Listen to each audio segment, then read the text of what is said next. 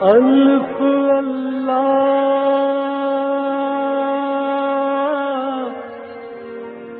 چمبے دل بوٹی میرے من وچ مرشد لائی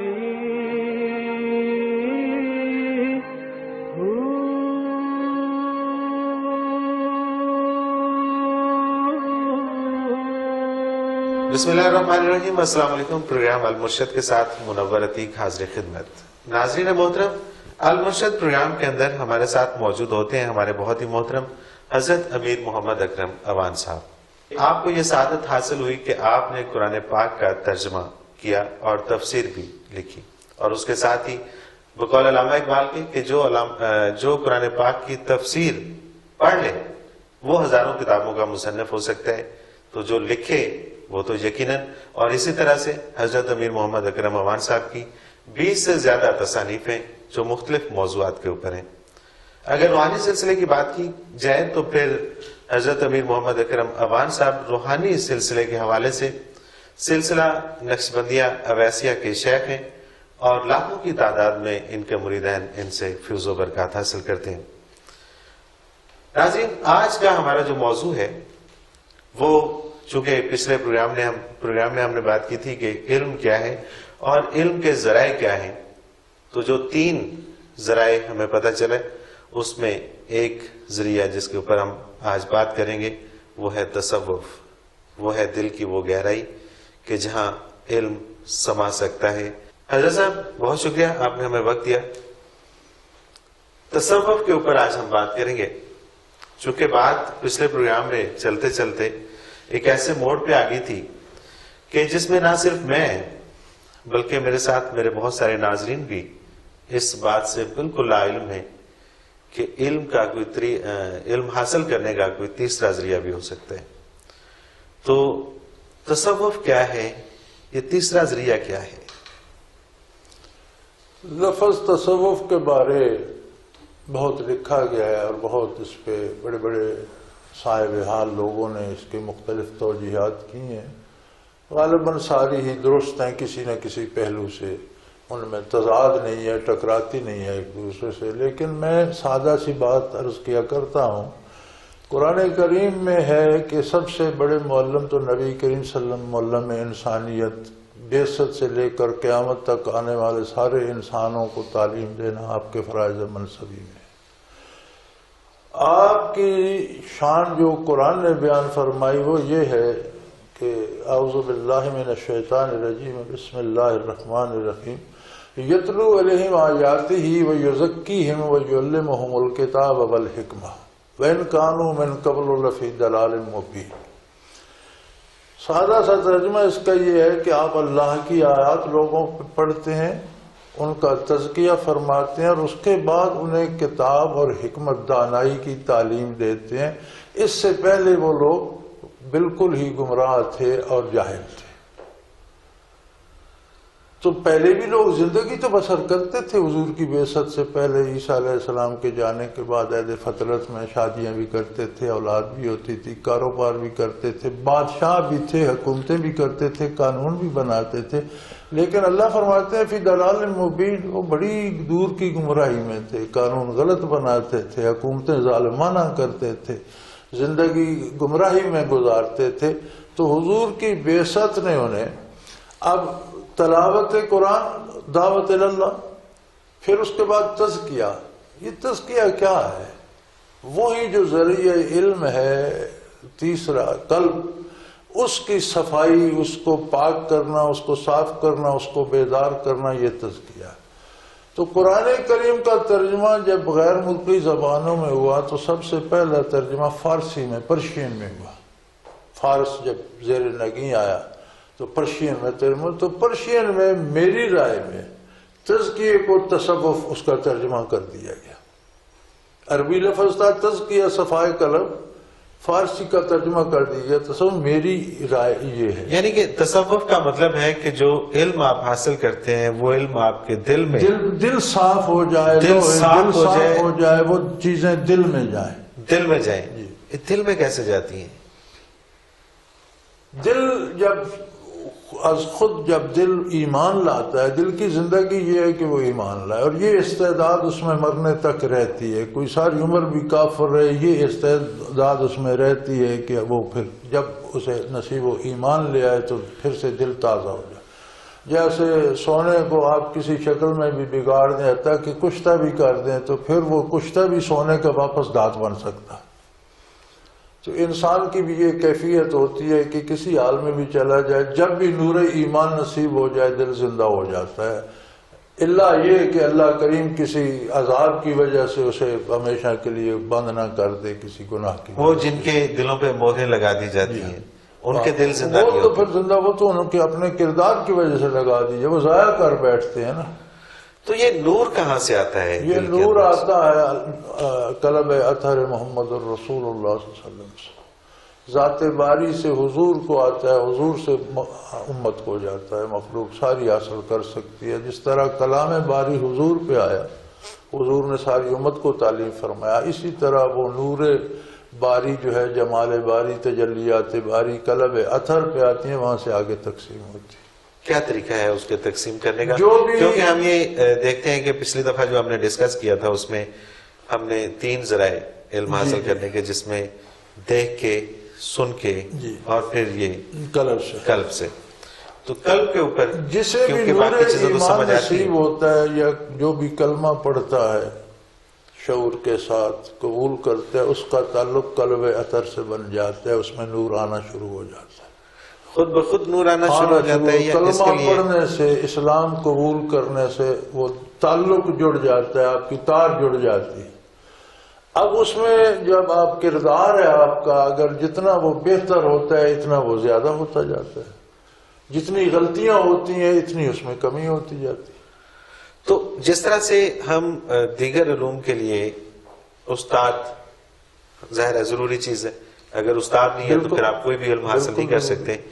تو یہ علم حاصل کرنے کے لیے بھی کسی مرشد کی, کسی استاد کی ضرورت ہے. جنہیں شیخ کہا جاتا ہے یا مشائخ کہتے ہیں ہم جمع میں, تو یہ وہی لوگ ہوتے ہیں جو جنہوں نے متقدمین سے یہ نور حاصل کیا اور اس قابل ہوئے کہ ہر نور حاصل کرنے والا بھی اس قابل نہیں ہوتا کہ وہ آگے تقسیم کر سکے. اس قابل ہوئے کہ اسے خود ضبط کر کے آگے تقسیم بھی کر سکے, وہی شیخ کہلاتے ہیں. اور انہی کے ناموں سے یہ تصوف کے سلسلے قائم ہیں جن لوگوں نے بہت بڑا کام کیا. جیسے بعض علوم میں بھی بعض لوگوں کے بڑے نام ہیں, طب میں کسی کا نام ہوگا, ادب میں کسی کا ہوگا. اب خطوط صاحب نے لکھے, ادب میں غالب کے خطوط اپنی حیثیت رکھتے ہیں. تو اسی طرح سے اس شعبے میں یہ لوگ مشائخ کہلائے. اچھا, یہ جو مشائخ ہیں ان کا تو ایک سلسلہ چلتا آ رہا ہے اور یہ نور ٹرانسفر ہوتا جا رہا ہے دلوں میں. جو اس سلسلے سے وابستہ نہیں ہے وہ کس طرح سے نور حاصل کر سکتے ہیں؟ وہ اپنے جو ان کا جتنے اعمال ان کے صحیح عقیدے کے ساتھ شریعت کے مطابق ہوں گے تو ہر عمل کے بدلے نور تو حاصل ہوتا رہے گا. یہ تو ہے نا, وہ زندہ رہنے کے لیے تو وہ بھی کافی ہے. یہ تو ہے کہ پھر اسے بہت نعمت مل جائے. اچھا, پچھلے پروگرام میں ایک بات ہوئی تھی کہ جو ہم دیکھ کے علم حاصل کرتے ہیں, جو ہم سن کے علم حاصل کرتے ہیں وہ محدود ہوتا ہے, لیکن جو دل سے علم حاصل کرتے ہیں وہ لامحدود ہے. اس کی وہ آپ اپنے پیدا ہونے سے پہلے کی چیزیں بھی آپ دیکھ سکتے ہیں. آپ ظاہری جو آپ کو چیزیں نظر آ رہی ہیں اس سے ہٹ کے بھی کچھ چیزیں دیکھ سکتے ہیں. اس کی کوئی مشق کرنا پڑتی ہے؟ مشق نہیں کرنا پڑتی. اس کی 2 ہی باتیں ہیں. ایک بات تو اعمال درست ہوں, عقیدہ درست ہو, اعمال اس کے مطابق ہوں. دوسرا یہ ہے کہ شیخ میں یہ قوت ہو کہ وہ نور آپ کے قلب میں ٹرانسفر کر سکے. اس کی توجہ سے کام چلتا ہے. توجہ کہتے ہیں کہ اپنے دل کی کیفیات کو متوجہ ہو کر دوسرے کے دل پہ وارد کرنا. اچھا, آپ نے ایک سلسلہ جس میں دنیاوی تعلیم بھی ہے اور دینی تعلیم بھی ہے, تو اس میں تعلیم کے ساتھ یہ چیز ضروری اور لازم قرار دی ہے کہ اس ذریعے بھی علم حاصل کیا جی جائے؟ ہمارے سارے بچے ماشاءاللہ ذکر بھی کرتے کیا ہیں. طریقہ ہوتا ہے اس کا؟ ہمارے پروگرام کے اوقات مقرر ہیں. روزانہ شام کو یہاں ذکر ہوتا ہے, صبح سحری کو ہوتا ہے, اور اس میں بچے بھی شرکت کرتے ہیں. اور شام کو جو ہوتا ہے وہ سحری کو بھی, جو دونوں انٹرنیشنل ہوتے ہیں روئے زمین پہ جتنے ساتھی دور دور امریکہ, یورپ, جاپان, کہیں تک افریقہ تک, چائنا تک, سارے انٹرنیشنل انٹرنیٹ پہ ذکر کرتے ہیں. وہ سارے ذکر خود سے کرتے ہیں یا وہ کرایا مرسل؟ جاتا ہے نا یہاں بیٹھ کے, اچھا, تو ان تک وہ تحریر بھی جاتی ہے, آواز بھی جاتی ہے, کیفیات بھی جاتی ہے. اچھا, یہ کیفیات کیا ہے؟ دل کی کیفیات, فیلنگز جو ہیں. آپ ڈیفائن نہیں کر سکتے فیلنگز کو الفاظ میں. اچھا, اس کو ڈیفائن نہیں کیا جا سکتا. فیلنگز ہوتی ہیں, فیل کی جا سکتی ہیں, ڈیفائن نہیں کی جا سکتی. آپ اس طرح تنظر کر لیں, غصہ ایک فیلنگ ہے, آپ غصے کو کیسے ڈیفائن کریں؟ پڑھاتے رہے ساری عمر کسی کو سائیکالوجی میں کہ یہ غصہ ہوتا ہے, جب تک اسے غصہ آئے نہیں اسے غصے کا پتہ نہیں چلے گا. بالکل ایسے ہی ہے. بھوک ایک کیفیت ہے, آپ پڑھاتے رہے بھوک اس سے لگتی ہے, معدہ خالی ہوتا ہے, فلاں ہوتا ہے, فلاں, جب اسے بھوکا رکھیں گے اسے پتہ چلے گا بھوک کیا ہوتی ہے, یہ نہیں؟ بالکل ایسے ہی. تو فیلنگز جب آپ فیل کریں گے تو آپ کو پتہ چلے گا کہ یہ کیا ہے. جو فیل نہیں کریں گے تو پھر ڈیفائن تو ہو نہیں سکتی. تو پاکستان میں کتنے لوگ ہیں جو یہ کام کر رہے ہیں کہ جو اس علم کو آگے ٹرانسفر کر رہے ہیں؟ جتنا یہ خانقاہی نظام ہے, جتنا بھی پاکستان, ہندوستان, یہ دنیا بھر میں, اس کا بیسک کام تو یہی ہے کہ وہ اس نور کو عام کرے. اب وہ صحیح کر رہے ہیں یا نہیں کر رہے یہ تو اللہ ہی بہتر جانے. کتنے لوگ صحیح کر رہے ہیں, کتنے بار نہ, یہ سارا جتنا خانقاہی نظام ہے یہ ہے ہی اس قلب سے ریلیٹڈ, اور یہ اس کا مرشد کا مطلب ہی یہ ہے کہ وہ اپنا اس کا قلب اس نے روشن کیا اور دوسرے کا روشن کرتا ہو. اچھا, یہ جو خانقاہی سلسلہ ہے اس میں کتنی قسم کے سلسلے ہیں؟ جس طرح سے نقش بندیہ ہے, اویسیہ ہے, سور بندیہ دیکھیں ہے. نا, قرآن کریم نے مطلق ذکر کا حکم دیا ہے اور دل کو روشن کرنے, دل سے ذکر کرو, اس کا حکم دیا ہے. اب جس طرح نماز کے طریقے مقرر ہیں کہ یوں نیت ہوگی, یوں قیام ہوگا, یوں رکوع, یہ پابندی ذکر پہ نہیں ہے. ذکر پہ صرف یہ ہے کہ دوسرے کو ڈسٹرب نہ کرو, شور نہ کرو, اپنے دل میں ذکر کرو. اب وہ ذکر کے انداز طریقے کوئی مختلف کرتے ہیں تو وہ سارے زبانی کرتے ہیں تو وہ بھی ذکر میں آ جاتا ہے, قلبی طور پر کرتے ہیں تو وہ جو طریقے اور راستے ہیں وہ ہر ایک سلسلے کے اپنے اپنے ہیں, لیکن ان میں کوئی بھی خلاف شریعت نہ ہو. باقی ٹھیک ہے, اللہ کا ذکر کریں. اور یہ نور حاصل کرنا بھی تو ایک بڑی سعادت کی بات ہوتی ہے. وہ شخص کہ جو صرف کلمہ پڑھ کے مسلمان ہوئے ہیں اور ان کا کوئی کام ایسا نہیں ہے کہ جس کو آپ یہ کہہ سکیں کہ وہ اطاعت خداوندی کر رہے ہیں یا اطاعت رسول کر رہے ہیں, تو پھر ان تک بھی یہ منتقل ہو جاتا ہے. بالکل منتقل ہوتا ہے اور پھر وہ اطاعت کرنے لگ جاتا ہے. یہ بڑی مزے کی بات ہے کہ دل میں جب نور آتا ہے تو اس کا ایفیکٹ اعضاء و جوارح سوچ تک پہ پڑتا ہے. آپ صحیح سوچنے لگ جاتے ہیں, کام صحیح کرنے لگ جاتے ہیں, برائیاں چھوٹنے لگ جاتی ہیں. اچھا, تزکیہ نفس جو ہے اس کی اگر ہم اس دور کے حوالے سے دیکھتے ہیں تو کتنی ضرورت ہے؟ بہت زیادہ, سب سے زیادہ ضرورت اس دور کو اسی کی ہے. اس دور میں مادی علوم اپنے بہت کمال کو پہنچ چکے ہیں. اس دور میں جو خرابی ہے وہ یہی ہے کہ صرف مادی علوم ہے, یہ روحانیت ہے نہیں. اس لیے انسان درندے بن گئے اور مادی علوم کے بل پر دوسروں کے لیے تکلیفیں پیدا کرتے ہیں, دکھ پیدا کرتے ہیں. آپ نے بڑا شور مچا رکھا ہے یہ ڈرون کا, تو ڈرون مادی ترقی کی ایک مادی علوم کی ایک حد ہے. اب اگر اس کے ساتھ دل بھی زندہ ہوتے تو ڈرون بے گناہوں کو نہ مارتا, مارنے والے کو بھی دکھ ہوتا کہ میں بے گناہوں کو کیوں ماروں. اچھا نہیں, لیکن یہ تو ایک اور سلسلہ ہے نا کہ گناہ گار کون ہے یا بے گناہ کون ہے, اس کا فیصلہ کیا ہم کر سکتے ہیں کہ نہیں؟ ظاہری طور پر کردار سے تو ہم پہچانتے ہیں نا کہ یہ بندہ جرم کر رہا ہے, اس نے چوری کی, اس نے ڈاکہ کیا, اس نے قتل کیا, یہ معصوم آدمی ہے, اپنا کام سے کام رکھتا ہے. ہم نے تو اس پر فیصلہ کرنا ہے نا جو ہمارے سامنے اس کی جو لائف ہے، ہم تو اس کے بارے رائے دے سکتے ہیں نا، ہم فیصلہ تو نہیں کر سکتے. یہ تو ہماری رائے میں وہ مجرم ہے یا نہیں. ٹھیک ہے. اور تزکیہ نفس بہت ضروری ہے. تزکیہ نفس ایک ایسی نعمت ہے جی کہ اس کے اثرات پھر اعضاء و جوارح پہ آ جاتے ہیں. سوچو بندے کا کردار درست ہونا شروع ہو جائے. بلکہ اسی کردار کے حوالے سے بات کریں گے اور تصوف کے حوالے سے ہماری بات جاری ہے. ناظرین ایک مختصر سا کمرشل بریک، اس کے بعد حاضر ہوتے ہیں، ہمارے ساتھ رہیے گا.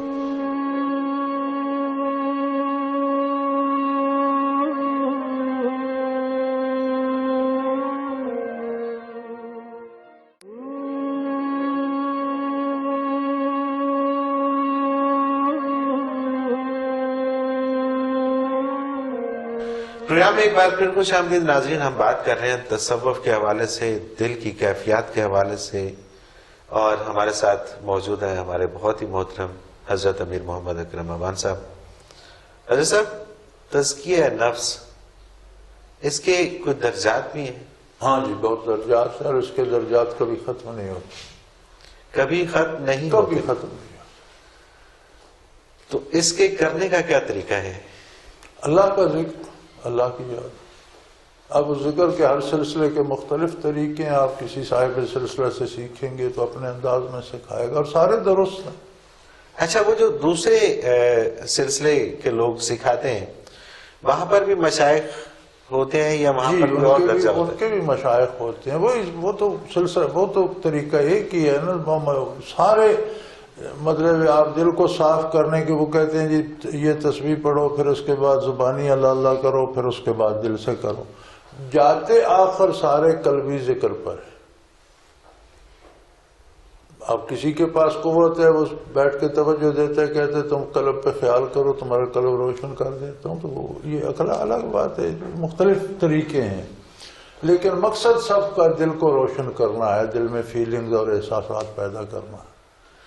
اچھا، اس میں ایک اور چیز ہے حضرت صاحب کہ ہم یہ دیکھتے ہیں کہ کل تزکیہ نفس، اور اگر آپ کا دل صاف ہو گیا تو ظاہر ہے کہ یہ ایک عام آدمی بھی سمجھ سکتا ہے کہ ایک اتنی بڑی تبدیلی آئے گی جو ظاہر ہے کہ کسی انقلاب سے نہیں آ سکتی. کہ جب کرپشن ختم ہو جائے گی، جب آپ ایک دوسرے کے لیے ہمدردی اور جذبات آپ کے ایسے ہوں گے کہ آپ دوسرے کا خیال رکھیں گے یا کسی کا حق نہیں ماریں گے، تو آٹومیٹکلی ایک تبدیلی آئے گی. اس اتنی بڑی تبدیلی کے لیے، اب چھوٹی چھوٹی تبدیلیوں کے لیے تو بڑی بڑی پارٹیاں بن جاتی ہیں، لیکن اتنی بڑی تبدیلی کے لیے کیا کوئی منظم جماعت ہے؟ گزارش یہ ہے کہ اس شعبے میں ایک بہت حادثاتی عمل ہوا ہے، اور وہ یہ ہے کہ ایک بہت بڑا کوئی کامل شیخ تھا، ولی اللہ تھا. اس سے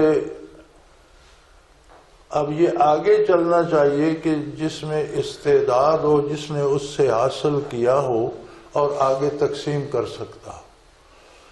لیکن یہ شرط ہٹ گئی اور صرف ایک رہ گئی کہ اس کی اولاد کو اس کا وارث بنا دیا جائے. اگر اولاد بھی یہ سیکھ لے، اس فن میں ماہر ہو جائے، آگے پہنچا سکتے، پھر تو بہت اچھی بات ہے. لیکن بدقسمتی سے ہوا یہ کہ اولادوں نے، جنہوں نے یہ سیکھا نہیں، جو بزرگوں کو کہتے تھے کہ پاگل ہے، وقت ضائع کر رہے ہیں، دنیا کا کوئی کرنا چاہیے، جب وہ فوت ہوئے تو وہ ان کے جانشین بن گئے. جبہ کرتا پہن لیا اور حلیہ وہ بنا لیا، باطن وہ تھا نہیں. تو انہوں نے لوگوں کو کھیل تماشے میں لگا دیا. وہ پیر خانوں کا مقصد ہی بدل گیا. جی کوئی تکلیف آئی ہے تو وہاں سے دعا کرا لو، وہاں سے تویز لے لو، یہ ہو جائے گا، وہ ہو جائے گا. کسی نے تمہارے ساتھ زیادتی کی ہے تو اس کا بیٹا مر جائے گا، وہاں سے دعا کرا لو. یعنی عجیب سا ایک تماشا بن گیا. حالانکہ یہ سارے مرشد خانے محض دل روشن کرنے کے وہ مرکز تھے. مطلب یہ نیکی کی طرف راغب کرنے اور راہ راست پہ چلانے کے لیے مرشد کا اصل جو مقصد تھا وہ یہی تھا کہ وہ اس کو ایک سیدھا راستہ واصل باللہ کرے، اللہ کی اطاعت پہ لائے اور نبی کریم صلی اللہ علیہ وسلم کے ساتھ آپ کا تعلق جوڑے، آپ کا دل روشن کرے. اور ایک حضور نے دعا کی تھی کہ اللہ ربنا ارنا حقیقت الاشیاء او کما قال رسول اللہ صلی اللہ علیہ وسلم، کہ اللہ ہمیں چیزوں کے حقائق سے آگاہ فرما. یعنی جو ہم عمل کرتے ہیں یہ بھی ایک چیز ہے نا، اس کا نتیجہ یہاں کیا ہوگا اور یہاں سے بعد آخرت میں کیا ہوگا، اللہ ہمیں وہ علم دے. تو یہ علم ہے کہ ہاں یہ جو قلب روشن ہوتا ہے تو یہ دائر ہوتا ہے، تو پھر یہ چیزیں اخذ کرتا ہے کہ اب اس کا دنیاوی ایفیکٹ کیا ہے، اخروی کیا ہے، آخرت میں کیا ہو۔ اب یہ لوگ تو پھر یہاں تک چلے جاتے ہیں نا، البریز ایک مشہور کتاب ہے تصوف کی، تو وہ خود پڑھے لکھے نہیں تھے، ان کے ایک مرید تھے، وہ لکھتے تھے جو ارشاد فرماتے، حضرت علی الدباغ اپنے وقت کے صاحب عہدہ ہوئے ہیں، روس ہوئے ہیں، بہت بڑے ولی اللہ ہوئے ہیں، تو ان کو آخری واقعہ، اس میں اتنی بڑی کتاب ہے، اب اردو میں بھی ترجمہ ہو چکی ہے، تو آخری واقعہ انہوں نے یہ لکھا ہے کہ میں نے شیخ سے کہا کہ ہمارا گورنر بڑا ظالم تھا لیکن بادشاہ نے اسے معزول کر دیا، اللہ کا شکر ہے۔ تو انہوں نے میری طرف دیکھ کر فرمایا یار اس کے لیے دوزخ میں جو عذاب بن رہے تھے وہ تو اسی طرح بن رہے ہیں، تم کہتے ہو معزول ہوتا تو وہ رک جاتے۔ تو آگے وہ لکھتے ہیں کہ افسوس کہ بادشاہ نے اسی روز اس کو پھر بحال بھی کر دیا۔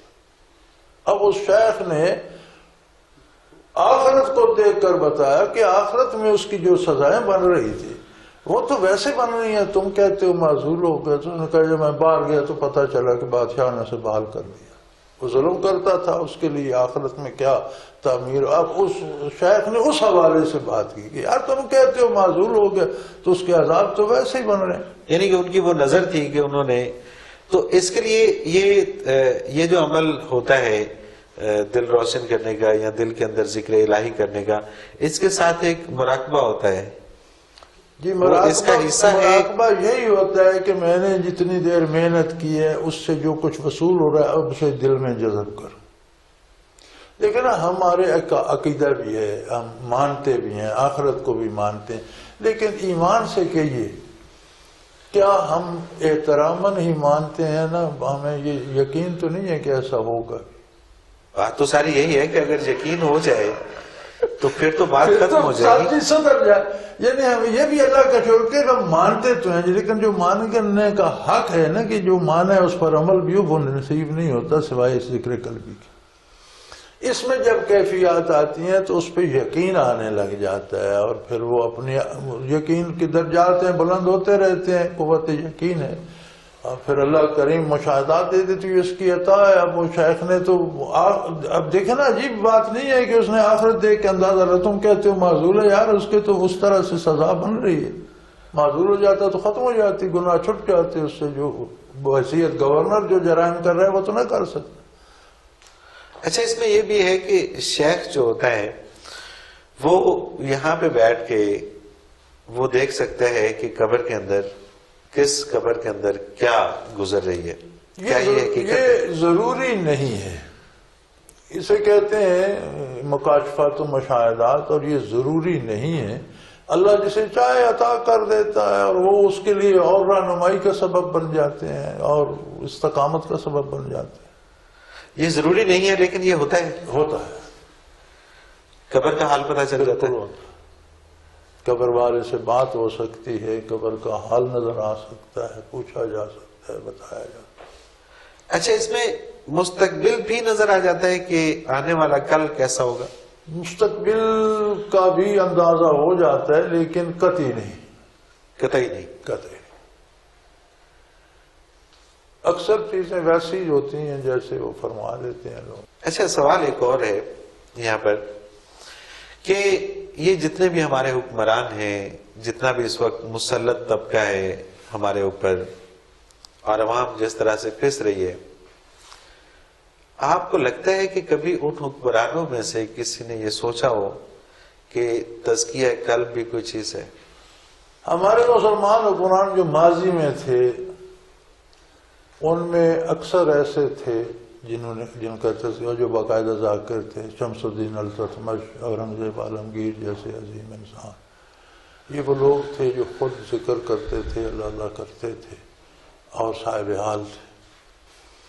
اب آپ دیکھیں شمس الدین التتمش کے خواجہ بختیار الدین کاکی رحمۃ اللہ علیہ شیخ تھے، وہ جب فوت ہوئے تو انہوں نے وصیت کی کہ میرا جنازہ وہ بندہ پڑھائے جس نے کبھی عصر کی سنتیں بھی نہ چھوڑی ہوں اور کبھی بغیر وضو کے آسمان نہ دیکھا ہو اور کبھی کوئی نماز قضا نہ کی ہو۔ تو بے شمار مشائخ بھی تھے، نیک لوگ بھی، علماء بھی تھے، اب وہ تو پورے برے صغیر کے شیخ تھے، تو بے پناہ بڑا جلسہ تھا، پھر بادشاہ کے بھی وہ شیخ تھے، تو پورے مجمع سے کوئی بندہ نہیں نکلا۔ آخر شمس الدین التمش نے کہا کہ حضرت جاتے جاتے آپ مجھے آشکارا کر گئے، اس نے جنازہ پڑھا۔ سبحان اللہ۔ تو ایسے بھی تو حکمران ہوئے۔ اب یہ الگ بات ہے کہ ہمارا ٹی وی مسلمان حکمرانوں کا ہی مذاق اڑاتا ہے، لیکن مسلمانوں میں بڑے بڑے شاندار حکمران ہوئے ہیں، بڑے بڑے منصف اور بڑے بڑے جرأت مند، بلکہ تاریخ ایسے دوسرے حکمران پیش نہیں کر سکتی جیسے مسلمان حکمران تھے۔ مطلب جن کی پیروی ہم کر رہے ہیں جی بیسیکلی وہ کبھی پستی میں تھے، جی۔ اور جن کا ہم مذاق اڑاتے ہیں وہ ہمارے لیے مثال ہونے چاہیے، اور ہمیں ان کے اس اب پیروی دیکھیں کرتے نا، ہوئے اورنگزیب عالمگیر کا جو ملکی قانون تھا وہ آج بھی اس پہ لوگ فتوے دیتے ہیں، فتاوی عالمگیری۔ یہ لا تھا بر صغیر کا، وہ ایک کتاب بن گئی فتاوی عالمگیری، عالمگیر کے نام سے، کہ کس کام کا کیا فیصلہ کیا جائے۔ تو آج بھی علماء اس پہ فتوے دیتے ہیں، حکمران کیوں نہیں اپناتے اس کو؟ یہ تو بنگالہ سے لے کر کابل تک اور دکن سے ہمالیہ تک قانون نافذ تھا، اس کی کتاب ہے۔ اچھا جیسا داتا علی اجویری رحمۃ اللہ علیہ اپنی کتاب کشف المجوب میں لکھتے ہیں کہ انسان جتنی مرضی نیکیاں کر لے، جتنی مرضی عبادت کر لے، جب یہ گناہ اسے اپنی طرف کھینچتا ہے وہ اس کی طرف کھینچا جاتا ہے، صرف ایک چیز ہے جو اسے گناہ سے بچا سکتی ہے، اور وہ ہے عشق۔ تو یہ تصوف عشق کے قریب ہے؟ اصل عشق ہے ہی تصوف، باقی اللہ کی ذات ہے۔ اور جب آپ تصوف ہے کہ معرفت الہی، اللہ کی پہچان حاصل ہو، تو جب آپ اللہ کو اس حد تک پہچان لیں کہ آپ اس کے عشق میں کھو جائیں، تو تصوف تو یہی ہے۔ اب جس چیز کو آپ دیکھتے نہیں، جانتے نہیں، اس پر آپ عاشق کیسے ہوں گے؟ اس کے لیے ضروری ہے کہ محبوب کی حیثیت کا ادراک ہو۔ آپ اس کے حسن پہ عاشق ہوتے ہیں تو حسن دیکھ کر ہوتے ہیں، آپ اس کے ادب پہ یا علم پہ عاشق ہوتے ہیں تو دیکھ کر ہوتے ہیں۔ جس چیز کو جو آپ کے نالج میں آئے اس پہ آپ عاشق ہوں گے۔ اور تصوف جو ہے وہ معرفت الہی، اللہ کی پہچان دیتا ہے، اس کی شان، اس کی عظمت کی معرفت اور پہچان دیتا ہے۔ تو جب اس کی ادراک ہوتا ہے تو بندہ وارفتہ وار اس پہ فدا ہو جاتا ہے کہ مجھے اسی کے ساتھ رہنا ہے۔ تو یہی عشق کی تصوف ہی اصل عشق تو ہے۔ اچھا جیسا اس میں ایک اور مجھے بات یاد آ گئی، ممتاز مفتی نے ایک ناول لکھا تھا لبیک کے نام سے، اور اس میں انہوں نے ایک بڑی خوبصورت بات کہی۔ انہوں نے کہا کہ جب میں مکہ مکرمہ گیا اور خانہ کعبہ جب میری حاضری ہوئی تو بہت سارے لوگوں نے مجھے کہا تھا کہ وہاں جا کے میرے لیے دعائیں کرنا، اور میں بھی بہت کچھ سوچ کے گیا تھا کہ وہاں جا کے میں یہ دعا کروں گا، یہ دعا کروں گا، یہ دعا کروں گا۔ تو جب میں وہاں پہنچا تو مجھے وہ کالی کوٹھڑی والا سامنے نظر آیا، تو میں نے کہا کہ جب یہ میرا ہے تو پھر مجھے کچھ اور مانگنے کی ضرورت نہیں ہے۔ تو جب انسان اس حد تک جڑ جاتا ہے اللہ تعالیٰ کے ساتھ تو پھر دنیا کہاں جاتی ہے؟ دنیا میں حسن آ جاتا ہے دنیا کے کاموں میں، کیونکہ دنیا کے کام کرنا بھی عبادت بن جاتا ہے، اطاعت الہی بن جاتا ہے۔